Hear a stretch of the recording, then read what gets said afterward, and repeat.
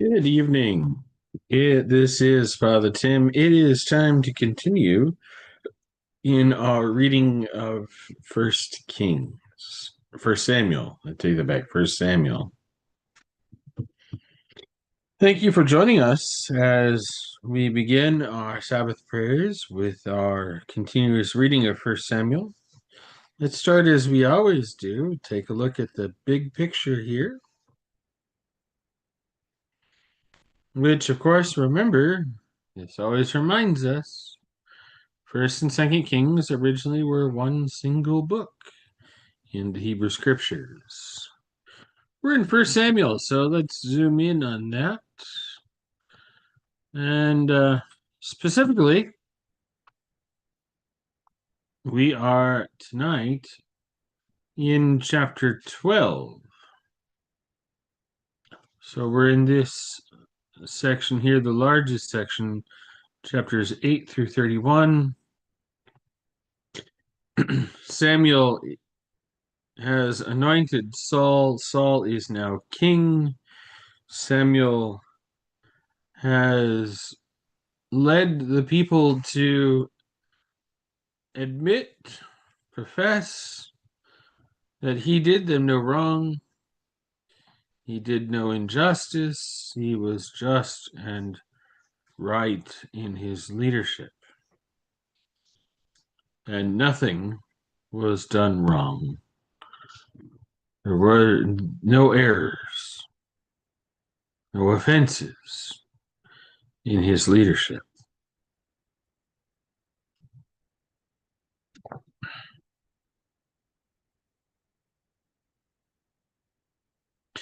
We are on the rising portion of the arc that is Saul's lifeline.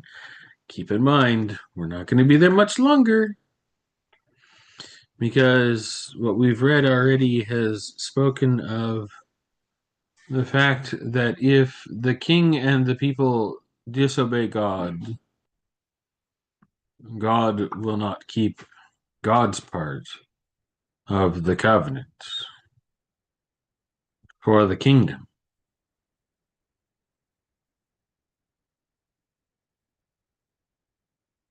Very soon, we're not going to get there tonight, but very soon we will start to see Saul's lifeline start to ebb, and we will be introduced to David, whose lifeline will begin to increase. That's chapter 16.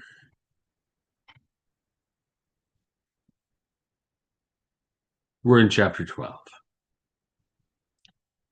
Let's pull up the windows for the reading, pull up our timer, and while I'm pulling up the timer, let me remind you, friends, that I'll be reading from the left-hand column, which is the Complete Jewish Bible. The right-hand column is the New Revised Standard Version Updated Edition. So we have a Jewish Bible and a Christian Bible side by side here.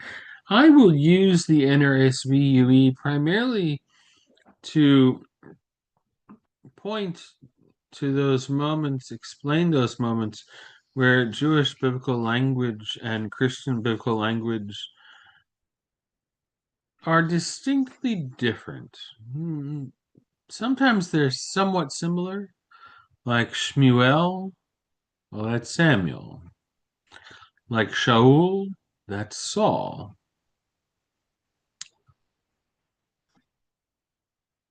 So, friends, please do take a moment, by the way, to post a greeting, share a comment. Let us know that you are here with us. Chapter 12, verse 16, that's where we pick up tonight.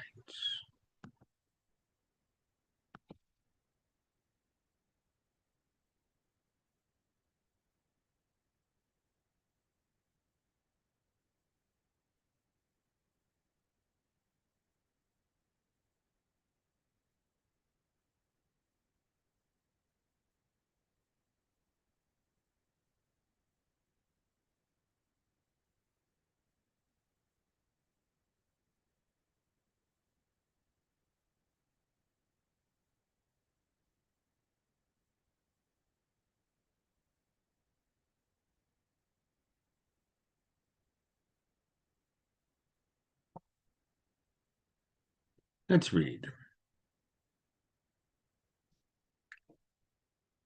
Now therefore hold still, and see the great deed which Adonai will perform before your very eyes.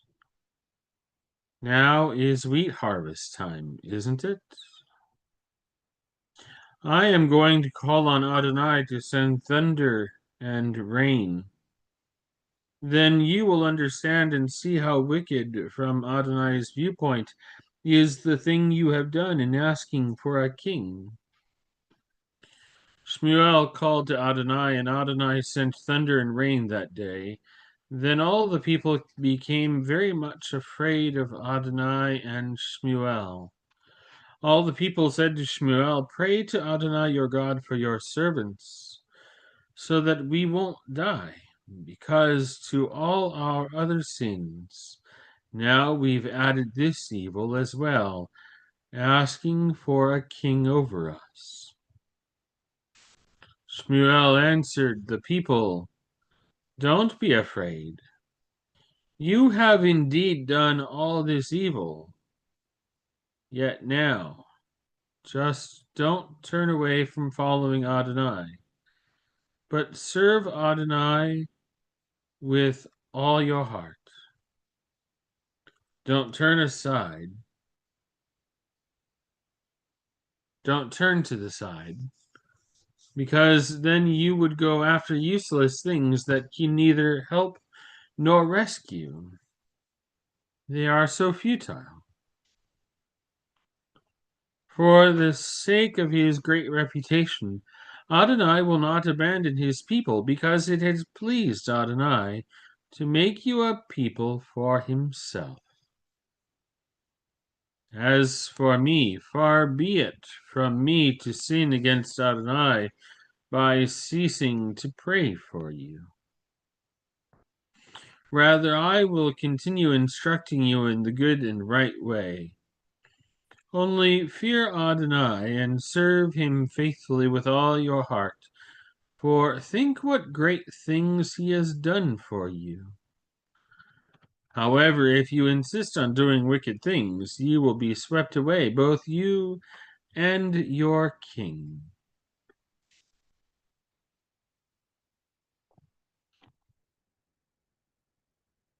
Shaul was, that's Saul, Shaul was blank years old when he began to reign. And he reigned.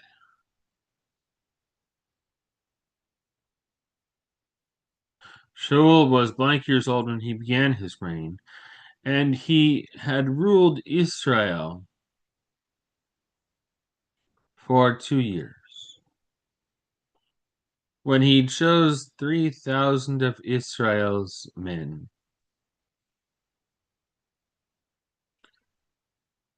Note there, we don't know. It's lost. How old was Saul? We don't know.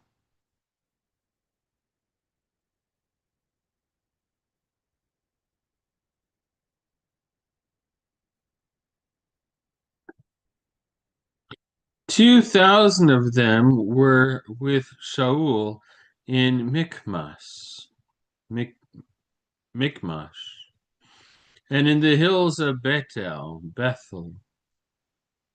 And 1,000 were with Jonathan, in Gibeah of Benjamin. The rest of the people he sent back to their respective tents. Yohanan assassinated the governor of the Plishtim in Gibeah. It's much stronger than how verse 3 starts in the NRSV, isn't it? Jonathan defeated the garrison? No. Yeah. Jonathan assassinated the governor of the Philistines, the Plishtim. The Plishtim heard of it. So Shaul had the shofar sounded throughout the land, saying, "Let the Hebrews hear." And all Israel heard that Shaul had assassinated the governor of the Plishtim, and thus made Israel a stench in the nostrils of the Plishtim. So the people rallied behind Shaul in Gilgal. Well, the Plishtim assembled themselves together to make war on Israel. 30,000 chariots, 6,000 horsemen, and an army as large as the number of sand grains on the seashore.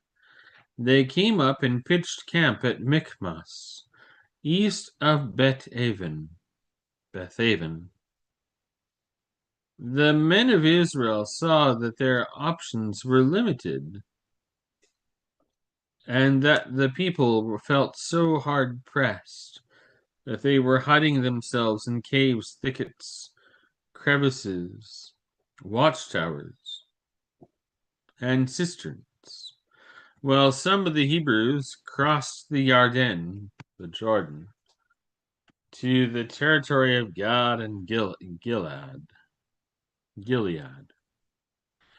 But Shaul was still in Gilgal, where all the people were eager to follow him. He waited 7 days, as Shmuel had instructed, but Shmuel didn't come to Gilgal. So the army began to drift away from him. Shaul said, "Bring me the burnt offering and the peace offerings." And he offered the burnt offering. As soon as he had finished sacrificing the burnt offering, there was Shmuel. He had come, and Shaul went out to meet and greet him. Shmuel said, "What have you done?" Shaul answered, "I saw that the army was drifting away from me, and that you hadn't come during the appointed time, and that the Plishtim had assembled at Michmas. I said, now the Plishtim will fall on me at Gilgal, and I haven't asked the favor of Adonai. So I forced myself and offered the burnt offering." Shmuel said to Shaul, "You did a foolish thing. You didn't observe the mitzvah of Adonai." Mitzvah, remember, is commandment, instruction. You didn't observe the mitzvah of Adonai, which he gave you. If you had, Adonai would have set up your kingship over Israel forever. But as it is, your kingship will not be established. Adonai has sought for himself a man after his own heart, and Adonai has appointed him to be prince over his people, because you did not observe what Adonai ordered you to do. Then Shmuel left Gilgal, and went up to Givat Benjamin. Shaul counted how many were still there with him. About 600 men. We're going to pause there, friends. Next time we pick up 1 Samuel, we will begin at verse 16 of chapter 13.